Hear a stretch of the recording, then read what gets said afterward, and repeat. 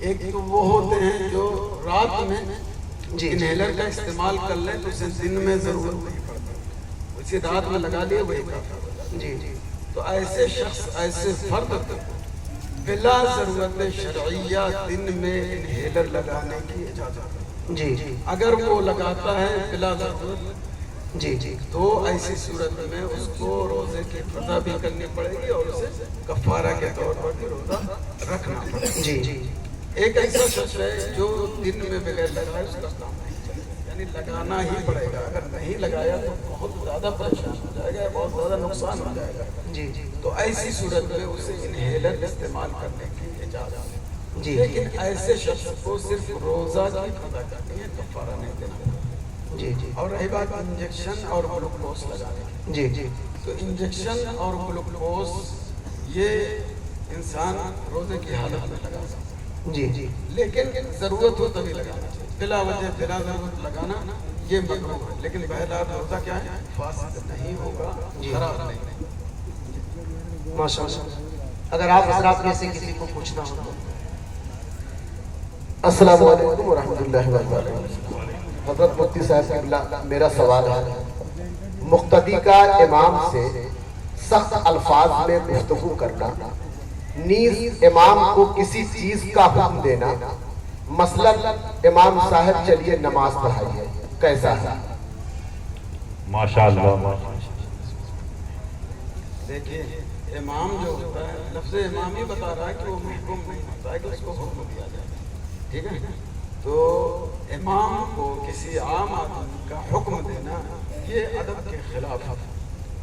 ہر مقتدی کو چاہیے، بلکہ ہر مسلمان کو چاہیے کہ اپنے امام کی تعظیم کرے اور احترام کرے۔ کوئی بات کہنا ہو تو گزارش کے طور پر، عرض کے طور پر بات کہے، حاکمانہ انداز میں قطعاً گفتگو نہ کرے۔ یہاں تک کہ حضور اعلیٰ حضرت علیہ رضوان نے فرمایا کہ اگر کوئی عالم، کیا ہے، کوئی عالم نماز کے وقت سو رہا ہو تو اس کو آپ جھڑک کے ڈانٹ کر کے نہیں سکتے چل نماز کا ٹائم ہو رہا ہے چل نماز پڑھ، بلکہ آپ پیار سے اور محبت سے جگا کر کہیں گے کہ اس کو چل نماز، اگرچہ وقت جانے کا خطرہ، آپ عدم احترام کو ہمیشہ ملحوظ رکھیں۔ تو اسی طرح عالم عام طور سے یہی امام ہوتے ہیں، ان کا بھی احترام لازم ہے، ان پر حاکمانہ گفتگو نہیں کرنا چاہیے۔ آج کل نگراں جو ہیں یا مقتدی ہیں، ہر ایک اپنے آپ کو حاکم سمجھا ہے اور اس طرح گفتگو کرتا ہے جیسے لگتا ہے کہ امام اس کا نوکر ہے، امام نہ ہو کر۔ تو یہ طریقہ، جب آپ اپنے امام کی عزت نہیں کریں گے تو دوسرے لوگ کیسے کریں گے؟ اس لیے ہر عالم، سید زادے، پیر زادے جو بھی ہیں، ان کا احترام لازم اور ضروری، احترام ہی سے گفتگو کریں۔ جی السلام علیکم ورحمۃ اللہ۔ وعلیکم السلام۔ حضرت سوال یہ ہے کہ کیا ہیوی ڈپوزٹ پر دکان اور مکان لینا، لے کر کرایہ پر دینا جائز ہے یا نہیں؟ کیا بات ہے؟ ہیوی ڈپوزٹ پر دکان لینا یہ جائز ہے، البتہ علماء کرام نے اس کی دو صورتیں بتائی ہیں، جائز ہونے کی، آپ اس کو اختیار کریں تو اس کو استعمال کر سکتے ہیں۔ پہلی صورت یہ ہے کہ ڈپوزٹ جو لیتے ہیں یا دیتے ہیں وہ زمین کا کرایہ کرتے ہیں اور ماہانہ جو آپ کرایہ دیں گے وہ بلڈنگ کا کرایہ کرتے ہیں، اس اعتبار سے آپ کر سکتے ہیں۔ اور اسی طرح سے ایک دوسری صورت ہے کہ ہیوی ڈپوزٹ جو آپ دیتے ہیں وہ ایک دن کا کرایہ کر دیجیے اور باقی جو مہینے کا ہے وہ اپنا الگ سے مہینے کا کرایہ ہے، تو اس اعتبار سے آپ ہیوی ڈپوزٹ پر کام کر سکتے ہیں۔ دوسرا سوال کیا تھا؟ اس کے آگے نہیں، ہیوی ڈپوزٹ پر جو چیز لی ہے اس کو کرایہ پر دے سکتا ہے، تو اگر جائز طور پر آپ نے کام کیا ہے تو اس کو آپ کرائے پر دے سکتے ہیں، لیکن اس صورت میں جب جتنے کرائے پر آپ نے لیا اتنے ہی کرائے پر دیں، ٹھیک ہے؟ یعنی جتنا آپ کرایہ دے رہے ہیں سامنے والے سے بھی اتنا ہی کرایہ لیں تو آپ دے سکتے ہیں۔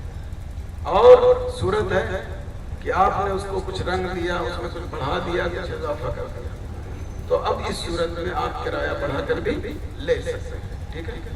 یہ چیز ذہن میں رکھیں۔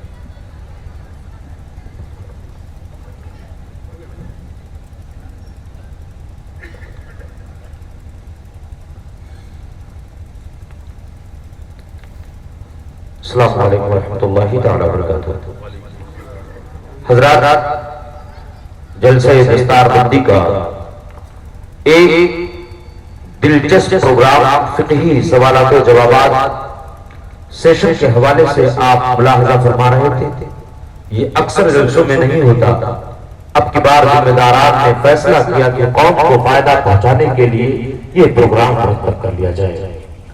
الحمدللہ آپ نے اسے ملاحظہ کر لیا۔ اب میں چاہتا ہوں کہ حضور مفتی صاحب قبلہ کی بارگاہ میں اعزازیہ کے طور پر یہ شیلڈ اور چادر پیش کر دیا جائے، اور اس کے لیے میں مسلم یونیورسٹی علی گڑھ کے پروفیسر جناب محترم شہزاد حسین علوی صاحب، سابق اسسٹنٹ ایگزامینیشن کنٹرولر مسلم یونیورسٹی علی گڑھ کو آواز دوں گا کہ حضور والا کی بارگاہ عزیہ کے طور پر یہ شیلڈ پیش کر دیں اور چادر پیش کر دیں۔ نعرہ تکبیر، نعرہ رسالت، نعرہ رسالت، علماء اہل سنت، علماء اہل سنت، شہزادہ حضور فقیہ ملت، شہزادہ حضور فقیہ ملت، نعرہ تکبیر، نعرہ رسالت۔ الحمدللہ یہ پروگرام اپنی تمام تر کامیابیوں کے ساتھ رواں ہوا ہے۔ حضرات، یہ ادارہ ایسا ہے جس میں صرف دینی تعلیم نہیں بلکہ دنیاوی اور عصری تعلیم کا بھی اہتمام ہے، انتظام ہے، اور اس کے لیے ذمہ داران شب و روز محنت کر رہے ہیں، کوشش کر رہے ہیں، اور یاد رکھیں کوشش کبھی رائگاں نہیں جاتی ہے۔ الحمدللہ آج کے جلسے میں وہ طلبہ آئے ہوئے ہیں جو اسی ادارے میں آئے تھے تو درجہ پنجم پر کر کے آئے تھے۔ جماعت اعدادیہ سے لے کر جماعت عالمیت تک انہوں نے تعلیم حاصل کی اور پھر یونیورسٹی کا رخ کر لیا، اور جامعہ ملیہ اسلامیہ میں وہ انہوں نے تعلیم حاصل کی، اور اعلیٰ تعلیم کے لیے ابھی بھی وہ کوشش ہے۔ اسی جلسے میں وہ طالب علم ہے جس نے